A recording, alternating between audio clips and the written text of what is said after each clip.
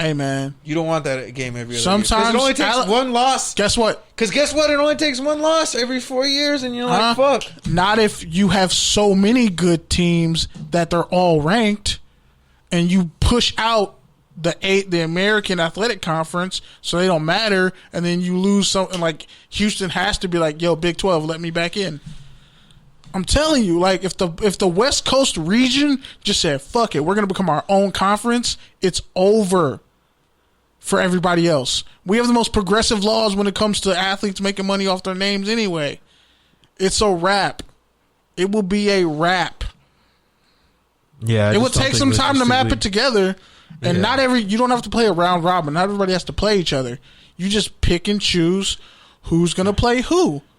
And let's say it so happens that USC doesn't play Boise State every year. They do it now. Teams duck teams all the time. Alabama sometimes doesn't have to play LSU. I think you could get what you want in an easier and better way.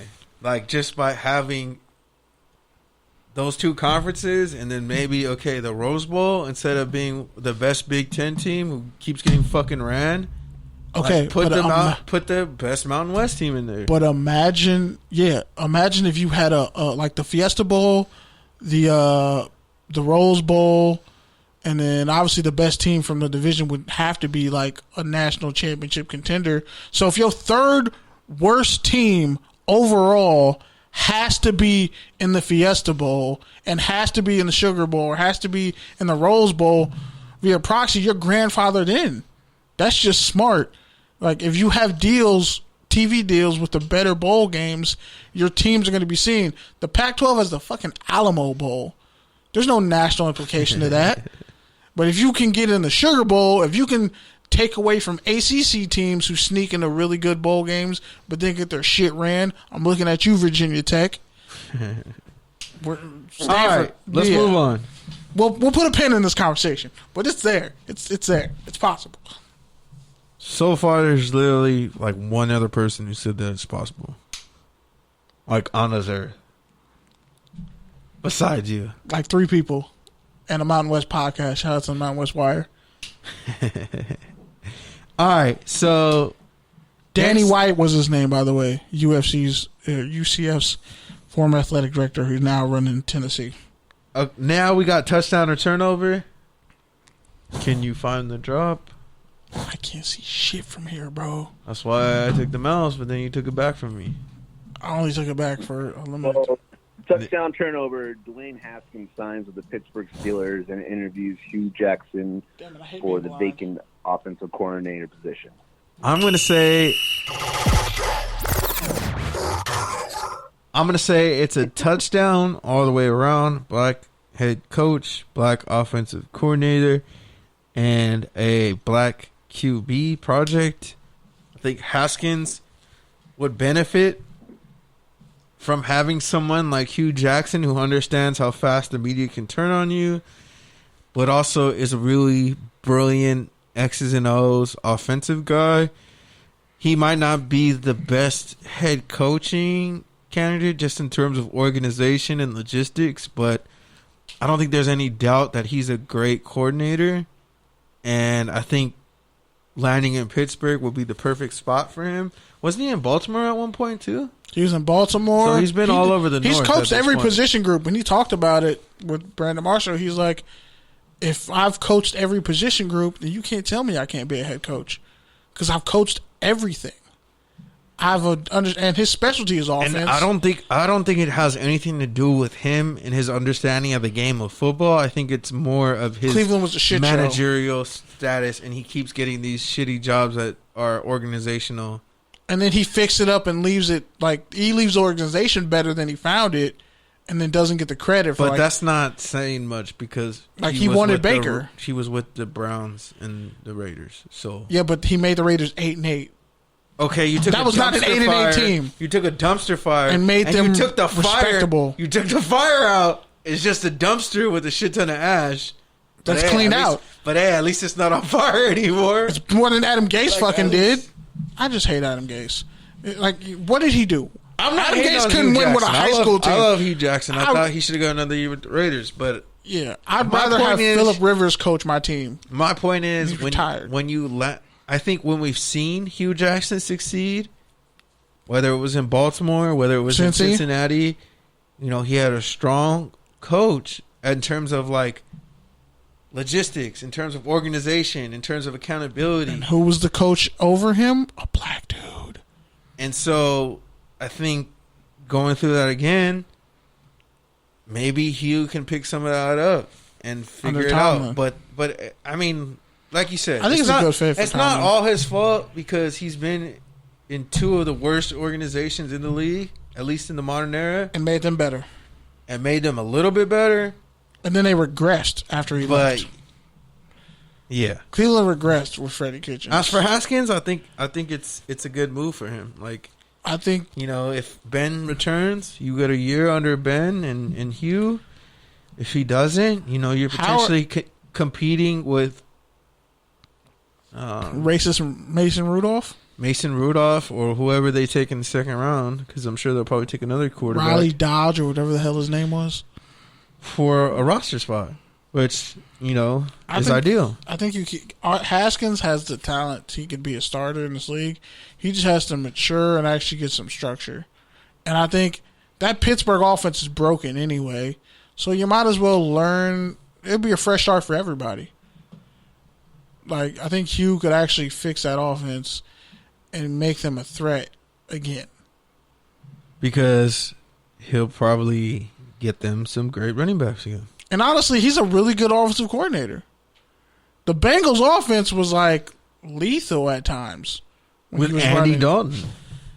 Like, remember Hard Knocks when he was 3 different running backs at that time. Yeah, and all of them, he got them fat contracts. All right. He got Gio Bernard a fat contract. Next one, Eric. Alex Smith, back former coach Eric Bienemy. We already talked about this, but it's a touchdown all the way around. Well, let's go on to the next. Gardner Minshew more evolution. Yeah, y'all really need to see the picture of Gardner Minshew's mullet. He's like, I'm saying it's a turnover. It's better than Mike Gundy's. Because guess what? Nobody's going to be fucking remembering that when Trevor Lawrence is there. Or Justin Fields. Next year, yeah. Or plot twist, because Urban Meyer might do something stupid and get Trey Lance out of North Dakota State. Who knows? But yeah, his mullet is wonderful, and you need to just see it. Like, my tangent on this, though, would be Alex Smith maybe just, campaigning for a job for himself next year as a coach, either as a coach or as a mentor, bridge QB or something. By the way, shout out to like all the Boise State alums getting jobs, because Jerron Johnson is now the cornerback coach at Boise State. They're actually getting guys who know the culture and bringing them back. Boise State gonna be nice. I'm saying that's why Boise State should be a Pac-12 school. All you need is 5-star recruits, 5-star talent. All right, next one. Ravens cut Heisman winners Mark Ingram. No, you didn't just say that. Yeah, that was dirt. Yeah, that was dirty. That was dirty as fuck. Does that man owe you money? Damn, bro. Hey, shout out to Big Truth getting all those damn jerseys. Big Trust. Bro, I'm pretty sure nobody wanted a fucking Justin Ellis jersey. Just saying. Justin Ellis? I'm just saying. 78? I'm just saying, he got a shit ton of jerseys, and I'm like, who paid for that? Your family? Like, this is like when you bust your yearbook out, and like nobody really wants to sign it. You just wanted like your main homie to sign it, and then everyone else passes everybody else. Yeah. You're like, fuck, the kid from third period signed my shit. Oh man! At one time, this girl I knew from like elementary school. And those big ass D linemen got them big ass numbers, so they're over here writing these long ass passages trying to fill up those big ass numbers. Who hung up? God damn it! Shalom, gentlemen. This is Ryan Mancini. God damn it, Mancini! You called the worst time. Why won't this fucking call merge? I'm getting upset now. Okay. Yeah, he's back. He might have hung up on him. He's back. Yes. No, we lost you guys, so I'm gonna add him. Okay. Okay, cool. To be continued. This is heartbreakingly upsetting. But it's like when you're. So it was one time in high school senior year, this one chick put her whole fucking life story in the yearbook video, and I'm like, some of y'all paid $20 for this shit. I got it for free. Y'all dumb. But anyway, so like we were passing around yearbooks, and I got this one girl's yearbook, and I'm like, I knew her, but like I didn't know it was hers until I finished writing, and I thought it was the homie's yearbook. So I wrote some funny, dumb jock shit, and she saw it, and I was like, oops, sorry, that wasn't meant for you, but the quote I put still applies to you. Have a great summer. Have a great life. I was like, play on, some shit like that. And I'm like, well, it still works, it still applies. I can play on, homie.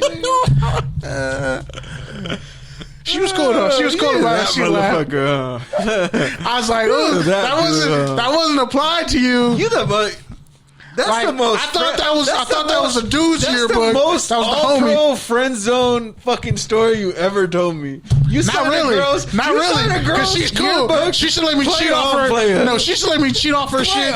And biology, no, chemistry class. We used to always cheat off each other's papers. She was on. Black men don't cheat. On tests, motherfucker, everybody cheated in high school. What the fuck you talking about? Black men don't cheat, but high school senior year was fair game. Everybody was trying to get the fuck out. At that point, it was group learning. All right, real quick, so we can get to Mancini. Take your tangent. AJ Brown was supposed to have surgery on both his knees. Was supposed to miss basically the entire season. You got to take your tangent on that. That Ole Miss receivers are freaks of nature. This motherfucker apparently tore something in his knee and was supposed to be out from week 2. This dude made the Pro Bowl. And, like, didn't look like he was hurt at all, but he's just a freak of physical nature, and the Raiders passed on him. Never forget when Ole Miss had A.J. Brown, Van Jefferson, and D.K. Metcalf and still didn't do shit in this. Oh, and Corey. They had, like, their backup, their 5th and 6th receiver is in the NFL.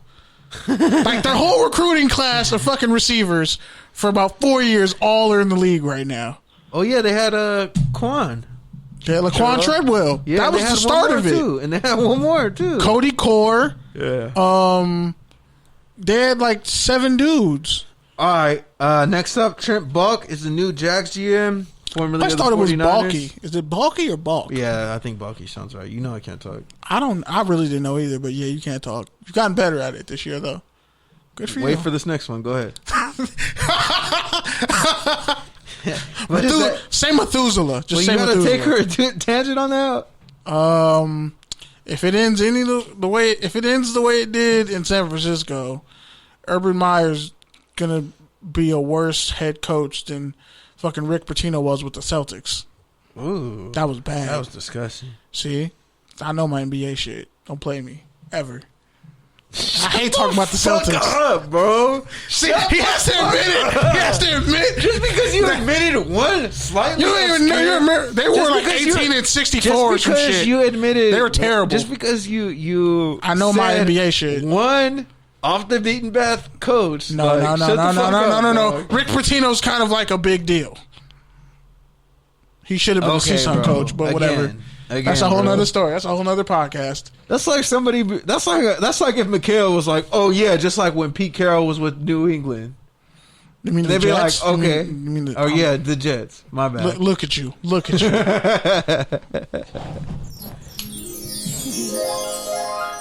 Or when Jim Mora was with the Seahawks. All right, next one. Najee Harris signs with Marshawn Lynch's Beast Mode marketing agency. I told you, wait for the next one. Najee Harris. I told you. Najee. I told you. You jinxed me. You can't say any black person's name right. If there's 2 vowels or if there's 2 vowels, you're fucked. Done. You can't do it. Dog, if you had an extra E in your name with an accent, I'm gonna be pissed. I'm just saying. I'm surprised you can say OVO, honestly. Kenneth. Kenneth. I got called Kenneth on my birthday. I was like, I'm about to stab this motherfucker in front of everybody. Did you just call me Kenneth? Bro, the E's in my name are separate. There's two consonants in front of it for a reason. By the way, my mom almost named me Amram as a child. I said I would have been a serial killer. You can't name me Amram Frank.